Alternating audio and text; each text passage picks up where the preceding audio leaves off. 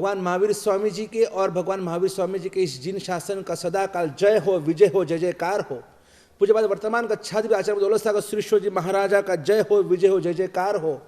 जिन शासन जिंदाबाद के इस नारे को हमेशा हम अपने घर घर में और घट घट में पूरे विश्व में गुंजित करना चाहते हैं।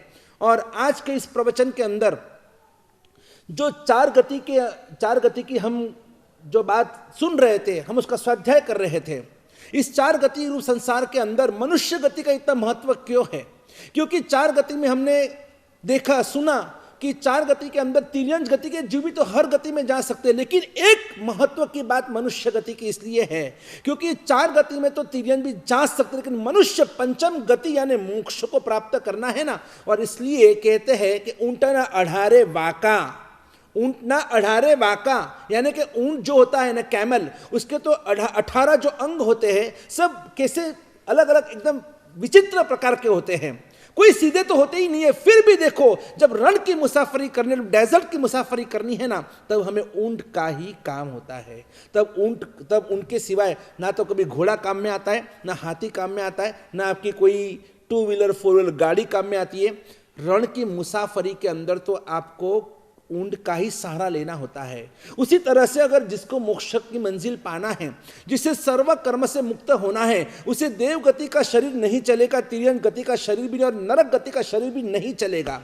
देखा जाए तो सबसे ज्यादा दुख और वेदना ये तिर्यंज और नरक गति के दुख सहन करे, लेकिन वहां पर जो सहन होता है ना वो सहन करना पड़ता है, इसलिए वो सहन करते हैं। इसलिए उनको अकाम निर्जरा होती है। बिना इच्छा से जब आप कोई भी आप दुख दर्द को सहन करते हैं ना, उसे अकाम निर्जरा कहते हैं। और अगर इच्छा से समझ पूर्वक कर्म क्षय निमित्त से अगर आप कोई भी दुख दर्द को वेदना को सहन करते हैं, उसी को सकाम निर्जरा कहते हैं। और सकाम निर्जरा से ही हमें मोक्ष की प्राप्ति हो सकती है। और वो समझ जो है, वो जो बुद्धि है, वो जो शक्ति है, वो जो प्रज्ञा है, वो प्राप्त हमें सिर्फ मनुष्य गति में ही हो सकती है।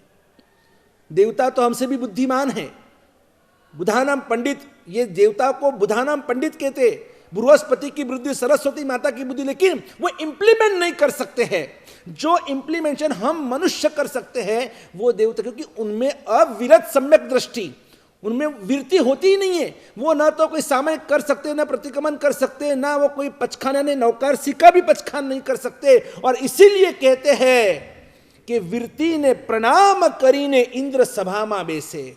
इस वृत्ति को, इस पचखान को, प्रतिज्ञाओं को, इसको प्रणाम कर कर ही और इंद्र महाराजा भी अपने इंद्र सिंहासन के ऊपर तब जाकर बैठते हैं, क्योंकि जो पुरुषार्थ मनुष्य कर सकता है अपने इंद्रियों को दमन करने के लिए, अपने आप को कंट्रोल करने के लिए, अपने मन को निग्रह करने के लिए, जिस तरह से स्वाध्याय, आराधना, तप, जप आदि जो भी कुछ मनुष्य अपने जीवन में कर सकते हैं ना, और ऐसी तपस्या और ऐसी प्रतिज्ञा, ऐसे पचखान, ऐसी वृत्ति, ना तो देश वृत्ति ना सर्ववृत्ति का पालन कोई कभी देवलोक के देव भी नहीं कर सकते, ना नरक के जीव कर सकते हैं। हाँ, तिर्यंज गति के जो जीव होते हैं ना, वो देश वृत्ति धर्म की आराधना कर सकते हैं। वो भी जो 14 गुणस्थानक बताए गए हैं उसमें से 5वें गुणस्थानक तक, जो श्रावक का जो गुणस्थानक बताया है 5वां गुणस्थानक, वैसे तिर्यंज गति में भी 5वां गुणस्थानक बताया गया है। तिर्यंज गति भी 12 व्रत में से 11 व्रतधारी वो भी बन सकते हैं। सिर्फ उनको 12वां अतिथि सविभाग व्रत नहीं होता है, बाकी उसके अलावा के 11 व्रत जो श्रावक आप सभी ग्रहण कर सकते हैं, ऐसे व्रतों का ग्रहण तो तिर्यंज गति के जीव भी कर सकते हैं। लेकिन भगवान ने फिर भी मनुआ तमेव सच्चमे मनुष्य तू महान इसलिए कहा कि जिसको मोक्ष में जाना है ना, उसके लिए ये मनुष्य के सिवाय और कोई गति हो ही नहीं सकती है। मनुष्य जन्म लेने वाला ही मोक्ष में जा सकता है, उसमें ही वो योग्यता होती है, वो काबिलियत होती है, तो ही उसको वो मोक्ष मिल सकता है। और इसीलिए देखो, अगर धन, भोग, आहार, ये पुद्गल, बाकी के जो भी इंद्रिय जनित जितने भी सुख है, ये सभी पाना है, उसके लिए तो और कोई भी गति में आप जाओ आपको सब कुछ मिल सकता है। लेकिन उसके लिए ये मनुष्य का भाव नहीं है। ये पैसे को पाने के लिए, पद प्रतिष्ठा को पाने के लिए, या फिर कोई सांसारिक लालसा को पाने के लिए, कीर्ति और मोह के लिए, ये मनुष्य का भाव नहीं होता है। मनुष्य का भाव मात्र और मात्र सिर्फ और सिर्फ साधना के लिए मिला है, भौतिक सुखों के लिए नहीं। भौतिक सुख तो हम पशु के अवतार में भी भौतिक सुख प्राप्त करते थे। आहार निद्रा भय मैथुनानी सामान्य मेतद पशुभिर नरानाम। आहार करना, भय यानी डर, निद्रा यानी कि सोना, खाना पीना, मैथुन यानी संसार के सुख भुगतना, अपना भी बीबी बच्चे का परिवार बड़ा करना, ये तो पशु भी करते हैं, इसमें कौन सी बड़ी बात है। आहार निद्रा भय मैथुनानि सामान्य मेतद पशुभिर नरानाम, ये तो तिर्यंच और मनुष्य दोनों गति की जो यही तो कर रहे हैं, तो फिर मनुष्य महान क्यों। धर्मो ही तेषाम अधिको विशेषो धर्मे नहीं ना पशु भी समानाम, कि जिसके जीवन में धर्म विशेष है वो मनुष्य है, जिसके जीवन में धर्म कर्म नहीं है वो मनुष्य होते हुए भी वो पशु है, वो इंसान नहीं है, वो शैतान है। कि जिसके जीवन में धर्म नहीं है, जिसके जीवन में मानवता नहीं है, जिसके जीवन के अंदर कोई किसी भी प्रकार की देव गुरु या माता पिता की भक्ति नहीं है, वो इंसान कहलाने के लिए लायक नहीं है। कुछ तो जीवन में अच्छाई होनी चाहिए, कुछ तो सद्गुण होने चाहिए, कुछ तो जीवन के अंदर, कुछ तो एक जीवन का गोल, जीवन का एक साध्य लक्ष्य होना चाहिए। बिना लक्ष्य की जिंदगी जी रहे तो फिर वो पशु से भी बदतर है। मनुष्य बनने के बाद, इतनी बुद्धि मिलने के बाद, शक्ति मिलने के बाद, सत्ता मिलने के बाद, संपत्ति मिलने के बाद, समृद्धि मिलने के बाद, सब कुछ मिलने के बाद भी अगर हमारा जीवन अगर लक्ष्य विहीन है, no goal of life, no target of life, कुछ एम ही नहीं, एमलेस जीवन है हमारा, तो aimless life is meaningless life. अगर आपका कोई टारगेट ही नहीं है, क्यों आप जिंदगी जी रहे। सिर्फ आपको सांस मिली है इसलिए आप सांस ले रहे हैं, आप जिंदगी जी रहे, आपके धबकारे चल रहे, आपके पलकारे चल रहे, इसलिए आप जिंदगी जी रहे। ये कोई जिंदगी थोड़ी ना होती है। ऐसे तो कितने कीड़े मकोड़े की तरह कितने लोग इस दुनिया में जन्मते और मरते, जन्मते मरते हैं। आपकी कोई वैल्यू नहीं है, आपकी जिंदगी की वैल्यू जीरो है, बड़ा जीरो है, बड़ा नहीं। अगर हमें कुछ अगर जिंदगी में पाना है तो सबसे पहले हमें अपने आप को समझना होगा, हमें अपने परमात्मा को समझना होगा, इस जिन शासन को समझना होगा। हम कितने लकी है, हम कितने सच में हम भाग्यशाली है, हम कितने पुण्यशाली है। काश अगर कुछ ऐसा पाप का उदय होता ना कि हमें ऐसी अगर माँ मिल जाती ना, अगर ऐसी कोई माँ मिल जाती कि जो हमें गर्भ में ही हमारा एबॉर्शन करा दे, तो शायद हम आज ये इस अवस्था में हम होते भी नहीं। लेकिन आज हमको सब कुछ बेहतरीन टॉप मोस्ट A1 जो भी कुछ मिला है ना, सच में ये जो अन्न पुण्य, जल पुण्य, वस्त्र पुण्य, वस्ति पुण्य, आसन पुण्य, मन पुण्य, वचन पुण्य, काय पुण्य, ये जो 8 प्रकार के जो पुण्य हमें जीवन में प्राप्त हुए, वापस बोलते हुए आप याद रखना इसको। अन्न पुण्य, खाने को हमको जो चाहिए सब मिल रहा है। जल पुण्य, हमको जब देखो जितना चाहिए उतना पानी मिल रहा है। आसन पुण्य, हमको बैठने के लिए, उठ बैठ करने के लिए हमको जगह मिल रही है। वस्ती पुण्य, हमको रहने के लिए घर मिला है। वस्त्र पुण्य, पहनने के लिए कपड़े मिले। हमको मन मिला, हमको वाणी मिली, हमको ये काया मिली, सब कुछ अच्छा सही मिला है। ये सब कुछ मिला है तो क्या आप देखो दुनिया में कितने लोग ऐसे हैं, कितने नहीं करोड़ों की संख्या में लोग हैं जिनको 2 टाइम का, 1 टाइम खाने का भी नसीब में नहीं है। वो कचरा पेटी में हाथ डाल डाल कर खाते हैं। जो मिला, जो झूठा, जो लोगों ने डाला, जो कचरा डाला उसमें से वो है ना, जो उसमें से निकाल कर, और जो वेस्ट में से भी जो कुछ उनको लगता है। हमने आम खाए, आम के गोटले छोतरे फेंक दिए कचरे के डिब्बे में, तो बेचारे गरीब लोग ऐसे भी है कि वो गुटली, वो आम के छोतरे उसको लेकर चूस रहे। 2-4 बूंद का टेस्ट उनको मिल गया, उसमें वो अपने आप को खुश मानते हैं। नहीं मिल रहा खाने को तो क्या करें, भीख मांग मांग कर उनको जिंदगी जीनी पड़ती है। कितने लोग ऐसे हैं कि जैसे अकाल पड़ा है, दुष्काल है, और ऐसी स्थिति के अंदर पीने के लिए पानी नहीं है, तो 2-2, 4-4, 5-5 किलोमीटर जाकर, दूर जाकर, और वहाँ से उनको पानी लेकर आना पड़ता है। वो भी सिर पे उठा के, कैन में भर भर कर कहाँ से लेके आते हैं। कितने पानी के लिए लड़ाई झगड़े। आप तो हम ऐसे नल खोलो और पानी पानी पानी, कितना पानी वेस्ट करते हैं आप तो। हाँ, अभी आजकल तो हमारे घरों में भी समृद्ध घर, आप पैसे वाले हैं ना, आप धनवान है ना, दिखावा कितना करते हैं। आपके बाथरूम के अंदर आप तो बाथ टब लाकर रख दिया है। अब सोने के लिए बेडरूम कम पड़ रहा था तो बाथरूम में सोते सोते नहाते हैं। अरे ऐसी जिंदगी जीने वाले तो मरकर है ना भैंस बनेंगे, भैंस। उस पानी में पड़े रहो भैंस की तरह, मरकर दुर्गति में जाएंगे। अरे समझो कुछ, आप इस पानी की कीमत समझो, अनाज की कीमत। कितना झूठा छोड़ते हैं हम लोग। शादी ब्याह में जाते, स्वामी वात्सल्य में जाते, कितना झूठा छोड़ते हैं। लोगों को खाने के लिए नसीब नहीं है, पीने के लिए पानी नहीं है, पहनने के लिए कपड़े नहीं है, अपनी इज्जत ढांकने के लिए कपड़े नहीं होते हैं, और वो भी और हमारे यहाँ पर कपड़े देखो, ढेर सारे कपड़े, कौन सा कपड़ा कौन सा ड्रेस पहनना उसके लिए आधा घंटा तो पसंदगी में निकल जाता है। इतने सारे जो 100, 150, 200 ड्रेस मुझे तिजोरी में, अलमारी में, कबाट में भरे पड़े हैं। क्या है ये सब? इतना सब कुछ आपको मिलने के बाद भी संतोष नाम की तो कोई चीज होती नहीं हमारे। रहने के लिए इतना आलीशान आपको बंगला है, आपको अच्छा फ्लैट मिला है, 5-5 करोड़ के आप बंगले में रहते हैं, हाँ 1-1, 2-2 करोड़ के फ्लैट में रहते हैं, और फिर भी रोते रहते हैं। बेचारे देखो, आप गरीबों को झुपड़ा भी नसीब में नहीं होता है।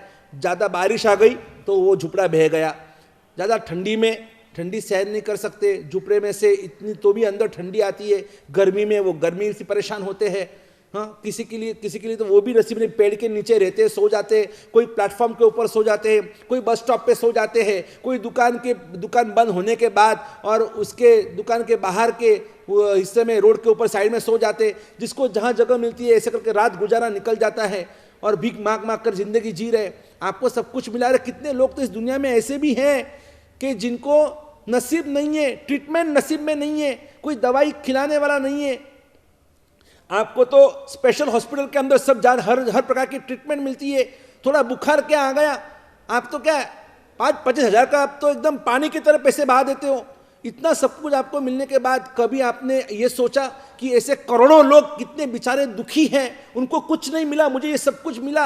अरे मन मिला, मन। कितने लोग ऐसे हैं आज भी, हमारे छोटे बच्चे जन्मते ही देखो तो मेंटली रिटायर्ड है, उनको कुछ समझ में नहीं आता है। जिसको कहते हैं ना, आप गांडो छे, आप पागल छे, इन्हें समझ नहीं। तो हमको वो अच्छा, इतना अच्छा बढ़िया मन मिला है सोचने के लिए। कितने बेचारे करोड़ों लोग ऐसे हैं कि जिनको जबान नहीं मिली है, जो बोल नहीं सकते हैं, जो गूंगे हैं, जो तोतड़े हैं, बोबड़े हैं। लोग उनको टीस करते हैं, उनको चिढ़ाते हैं। फिर भी हमको देखो कितनी अच्छी जबान मिली है। मैं बोल रहा हूँ, आप सुन रहे हैं, आपको अच्छे कान मिले, आप सुन सकते हो, मैं बोल सकता हूँ। आपको अच्छी आंखें मिली है, मुझे अच्छी आंखें मिली है। हम अपनी आंखों से पूरी दुनिया, पूरा जहां, ये खूबसूरती, सौंदर्य, सब कुछ हम देख सकते हैं। ये सब कुछ इतना बढ़िया मिलने के बाद भी, इतनी अच्छी सुंदर काया मिलने के बाद, देखो ये पैर भी हमको अच्छे मिले।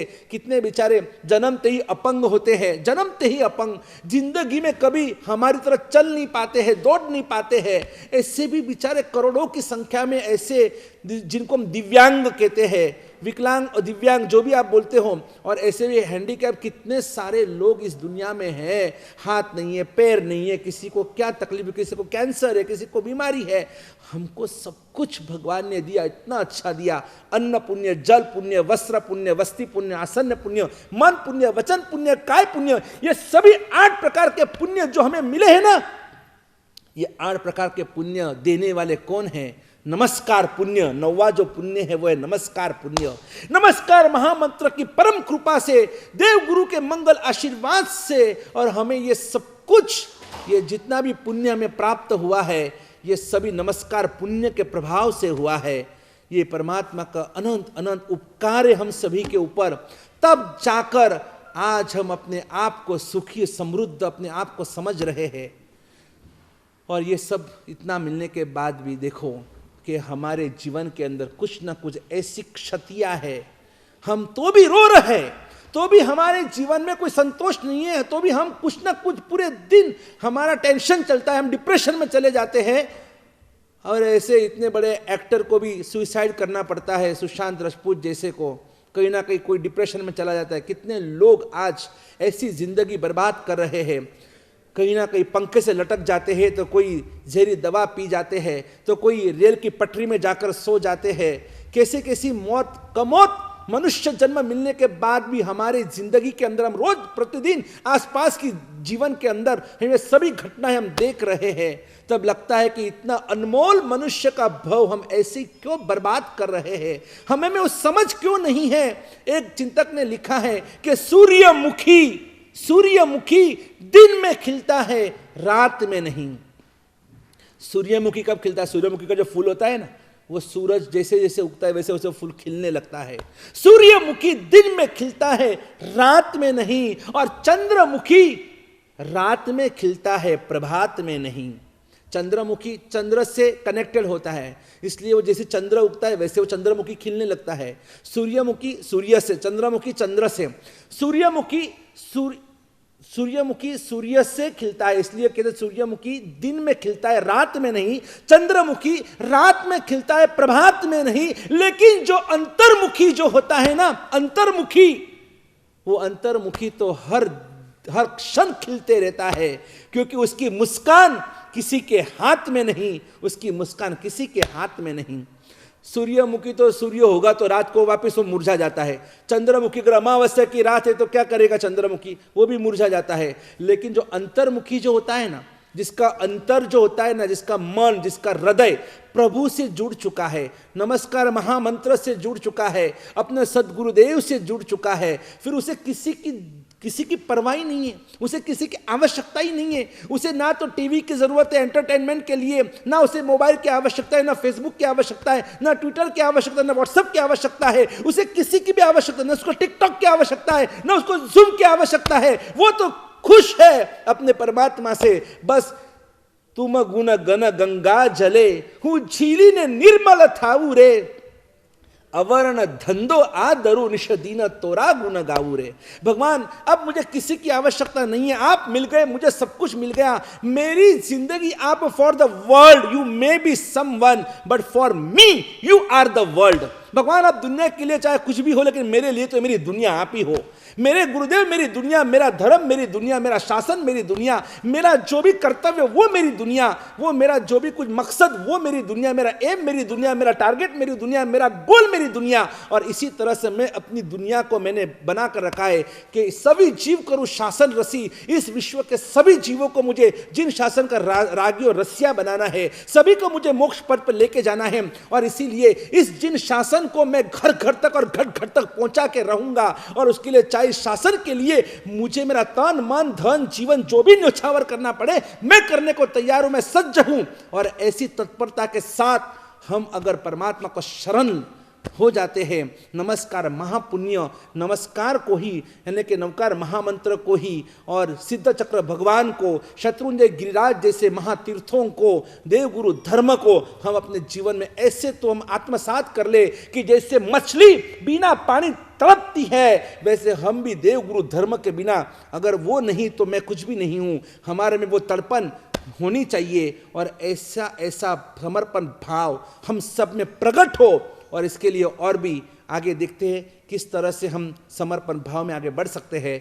जय गिरिराज, जय आदिनाथ, जय गुरुदेव। बोलो पूज्यपाद वर्तमान गच्छाधिपति आचार्य भगवान दौलत सागर सुरेश्वर जी महाराज की जय हो।